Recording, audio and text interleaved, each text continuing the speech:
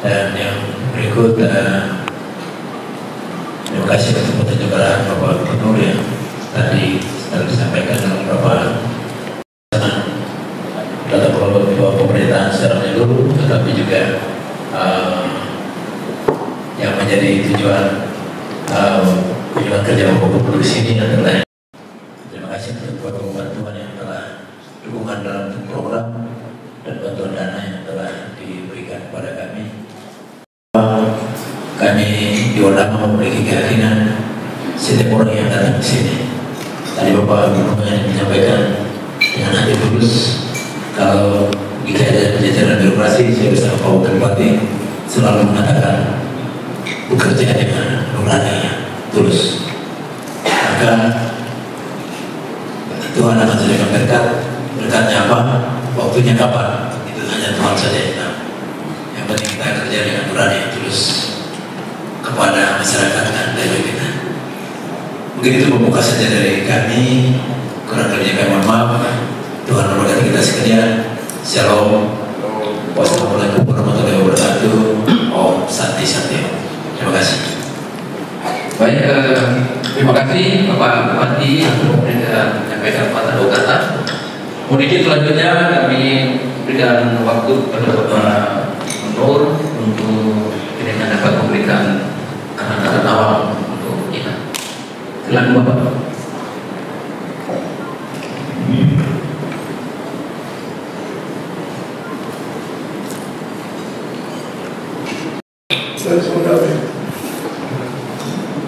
Baik, terima kasih waktu diberikan kepada saya. Yang saya hormati Bapak Sekda, terima kasih waktunya.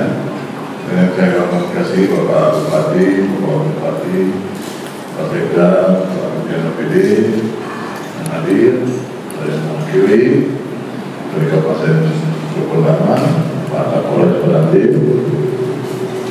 Juga saya hormati kasih satu staf khusus bidang agama Islam, Pak Ustadz Melaso, dan juga Pak Benyamin, mantan Kepala BKKBN Papua Barat. Ya, baik. Topik pembahasan kita hari ini adalah pemberantasan stunting dan penghapusan kemiskinan ekstrim, juga inflasi ya. Mungkin saya akan antar dulu, baru nanti saya berikan kesempatan pada Bapak Asisten 3 sebagai Ketua Tim Percepatan Penanganan Stunting. Memang izin Bapak ini bisa kita gunakan dalam berbagai hal, terutama dalam peningkatan tadi kalau di sana judulnya adalah penurunan angka stunting dan kemiskinan ekstrim. Kami di Kodam sudah punya membentuk tim kesehatan, itu anak-anak bintara khusus yang putra daerah kami sekolahkan lagi untuk ikut sekolah kesehatan. Diharapkan mereka mampu untuk membantu di wilayah-wilayah kabupaten yang dimana ada rumah sakit Pratama yang kosong. Ya, statusnya lagi dia jadi tenaga-tenaga yang membantu, sehingga kita bisa mendorong, mempush kira-kira dokter ini bisa punya pegangan untuk ikut bekerja di daerah-daerah yang terpencil, memberikan penguatan. Sedangkan untuk penurunan stunting ini mungkin yang kita lihat dengan kemiskinan ekstrim, yaitu keluarga inti. Keluarga inti itu kalau dia stunting berarti peta pendataan ini harus kita punya dulu. Kalau kita belum punya peta data yang akurat, ini sama sekali kita tidak mempunyai gambaran. Kita ada satu sumber yang sangat kuat adalah Posyandu. Di sana juga ada ibu-ibu bersih dari polisi juga, TNI punya, mungkin dari Dharma Pertiwi. Ini yang mempunyai angka yang pasti, karena setiap hari, tiap tahun mereka punya program. Sehingga itu data itu yang kita minta nanti juga dibantu oleh Babinsa dan Babinkamtibmas. Nah, peran Kodim sendiri yang kami suplai dari Kodam itu yang lingkar lengannya apakah ini sudah siap untuk bisa menjadi seorang ibu atau belum. Kemudian tes hemoglobin, jangan sampai dia mengalami anemia. Kemudian juga jangan sampai remaja pucuk itu hamil dalam keadaan sedang mengidap penyakit tertentu. Itu akan berisiko sekali kepada kondisi ibu yang bersangkutan maupun janin yang dikandung sampai dengan bayi yang dilahirkan. Kemudian izin Bapak, tadi juga di lapangan itu memang ditemukan ada keluarga yang memiliki anak dengan jarak yang terlalu dekat, akhirnya jumlahnya banyak. Ini sebenarnya mata rantai kemiskinan yang perlu kita retas. Jadi kita mulai dari keluarga. Ada mata rantai kemiskinan yang menjadi sumber penyebab masalah kesehatan lainnya. Kalau jarak sampai tidak diatur, 1 tahun kesian itu ibu-ibu. Baik. Ya.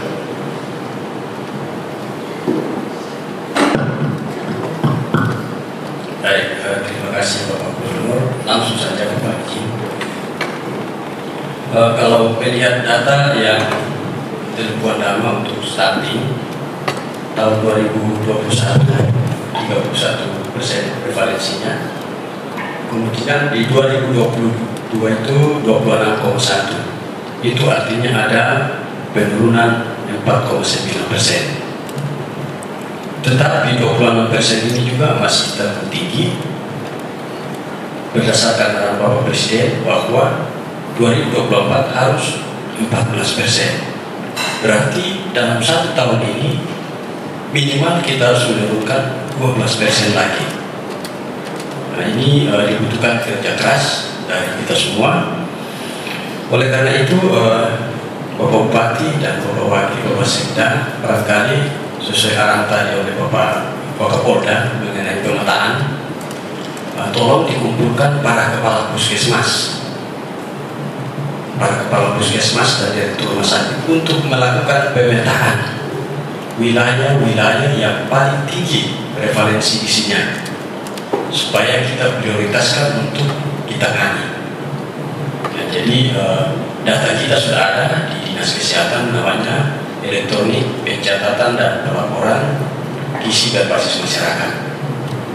Berdasarkan data itu, Pak Bupati serta Bapak Ibu sekalian, mohon izin saya melengkapi yang sudah disampaikan oleh Kadis Kesehatan, kemudian dari BKKBN. Jadi sesuai instruksi Presiden, kita nanti 2024 itu untuk kemiskinan harus 0.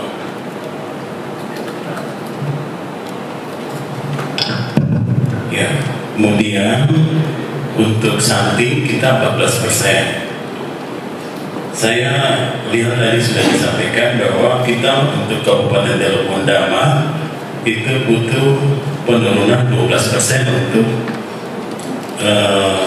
kemiskinan ekstrimnya. Stunting untuk kemiskinan ekstrim kan Mondama punya dari 2021 9,57 naik 12. Kalau stuntingnya turun. Nah, saya dari sektor pertanian ada beberapa hal yang perlu kita lakukan supaya tadi untuk kemiskinan kita turunkan, kemudian stunting kita kasih di bawah 14%. Pertama yang harus dilakukan yaitu tadi Pak Kasdam sudah laporkan, juga Pak Wakapolda, mengaktifkan lahan-lahan yang tinggi.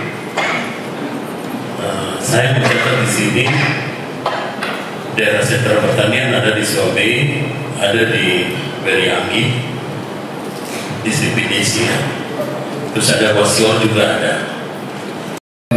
Bapak Gubernur, Bapak Bupati yang terhormat, kami dari Dinas Pekerjaan Umum ada seperti yang tadi kita sudah lakukan, kita lanjutkan tentang pembangunan rumah layak huni untuk kita OAP, dan juga ada beberapa pekerjaan rumah layak huni di Mondama. Terus berikut juga yang penting untuk mengatasi stunting ini, kami ada di sini kami ada membangun cubur atau toilet yang di rumah-rumah yang tidak punya itu kita siapkan dana khusus, karena kita telah lihat di Wondama ini jarang punya toilet yang layak. Iya seperti itu. Tapi untuk di rumah-rumah masyarakat langsung, di situ kita ada 1 miliar untuk siapkan itu. Terus pekerjaan spam, ada air minum juga kita lakukan di sini.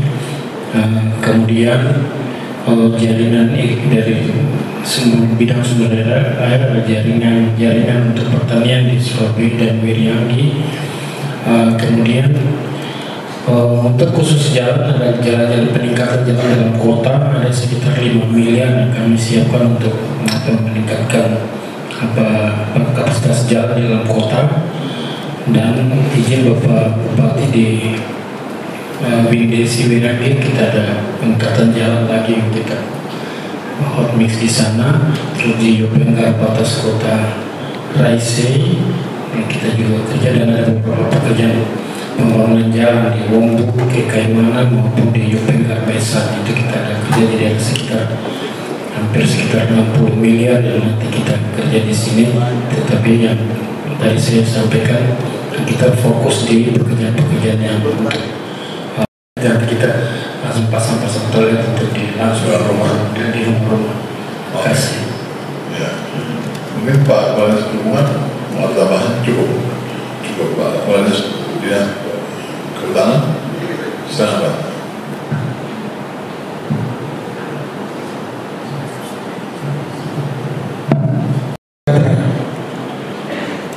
Selama ini mereka membayar kompensasi berdasarkan peraturan gubernur itu, sehingga kami ada ajukan perubahan di Biro Hukum. Kita naikkan dia, kita ajukan 200, tapi nanti kita diskusi lagi. Di dalam situ nanti kita bagi untuk pendidikan, kesehatan, dan lain-lain yang kami minta itu. Nanti setelah pergub itu jadi, harus ada dari Pemda untuk pengelolanya, supaya dana-dana itu bisa digunakan untuk yang lain-lain dari kesehatan dan pendidikan ini. Karena cukup besar mereka terima, ya lumayan 1 kali pengapalan, kalau 5.000 ya 5.000 kali 100 itu besar. Jadi itu selama ini mereka terima, tapi yang terima hanya pemilik hak lain itu. Jadi yang lain hanya jadi penonton saja. Saya pikir ini yang saya sampaikan Bapak. Kompensasi hak lain. Jadi kami akan kenaikan lagi, tapi di pergub yang berikut ini kami sudah bagi dia. Pemilik hak lain dapat sekian, pendidikan sekian, kesehatan sekian. Nah, tapi harus ada yang mengelola. Jadi itu yang pertama. Yang kedua, kita lihat di daerah lain macam. Yang pertama, karena guru meninggalkan tempat tugas, itu ada hal yang jadi penyebab. Yang pertama itu adalah kenyamanan bekerja.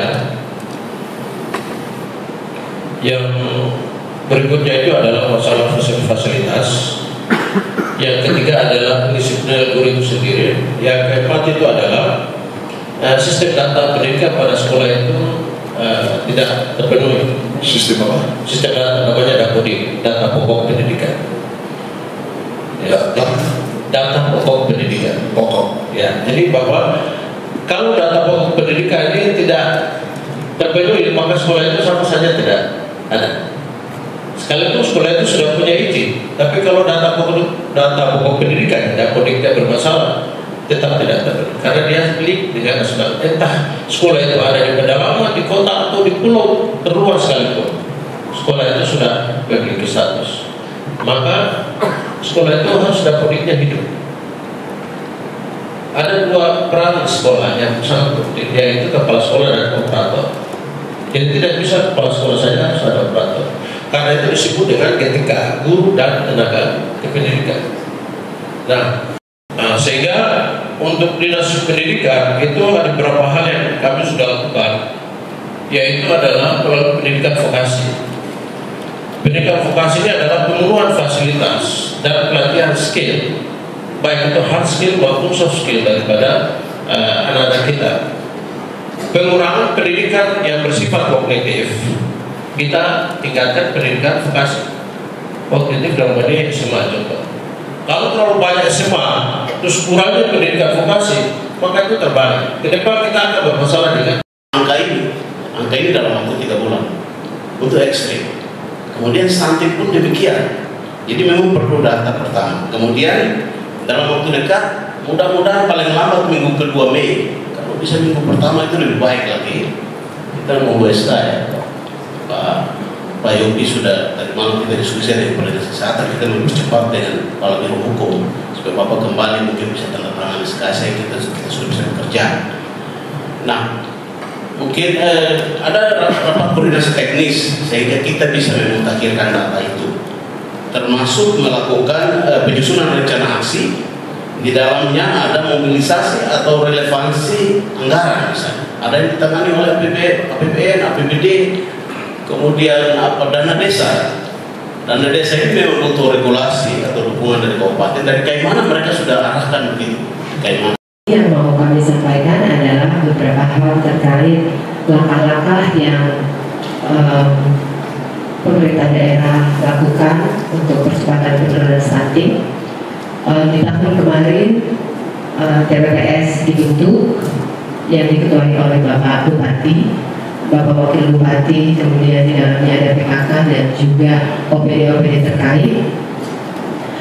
Di sini yang awal-awal yang mendapatkan data by address sebetulnya sudah ada dalam materi Pak Bupati.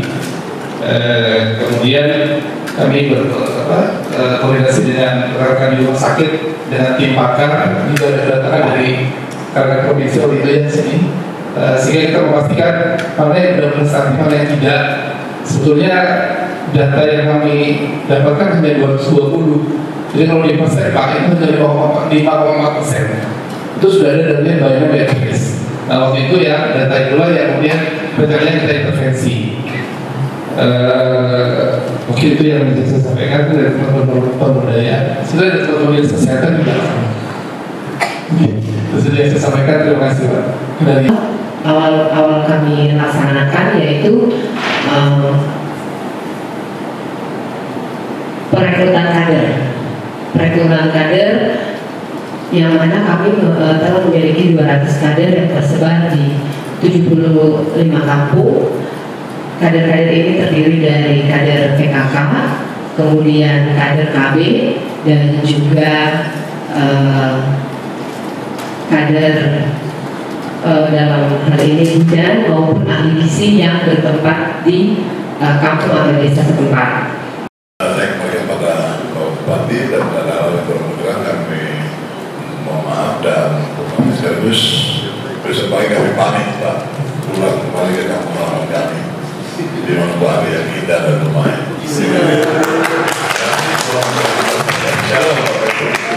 Wassalamualaikum warahmatullahi wabarakatuh.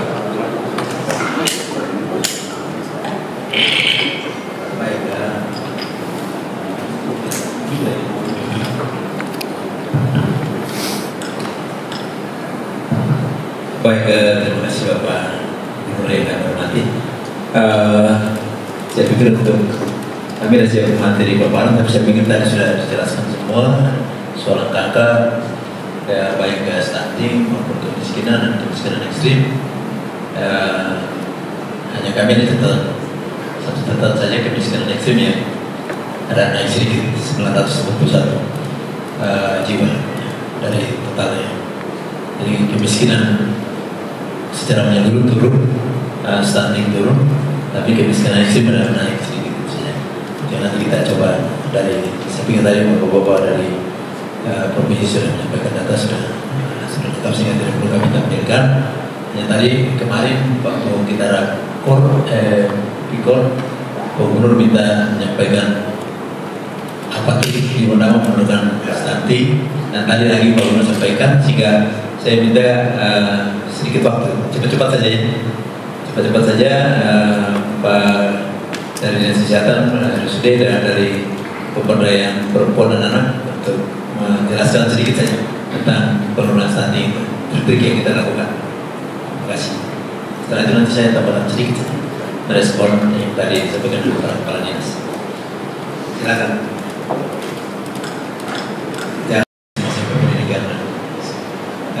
Kita dapatkan terus sampai kepada masyarakat di bawah dan Posyandu, dari Posyandu dan lain-lain. Saya terakhir setelah kami rapat stunting sini, Pak Kadin Kesehatan ini terkait dengan data, terutama 1000 hari pertama kehidupan. Jadi memang data sudah ada manual, tapi saya minta dibuat semacam aplikasi. Bupati dan wakil bupati dulu di rumah bisa melihat ibu, ada satu ibu di kampung mana hamil, dia periksa kesehatan rutin atau tidak. Kalau tidak, supaya kita lakukan intervensi ke sana. Ini satu langkah yang kita coba terobosi, dan bisa jalan. Jadi tidak, biar walaupun duduk di rumah, kita bisa tahu ada ibu di tempat mana yang apakah dia rutin melakukan pemeriksaan kesehatan. Kita jaga di 1000 hari pertama kehidupan. Kalau sudah lahir dan lain-lain itu yang sana oleh Bapak Kadin Pendidikan dan lain-lain.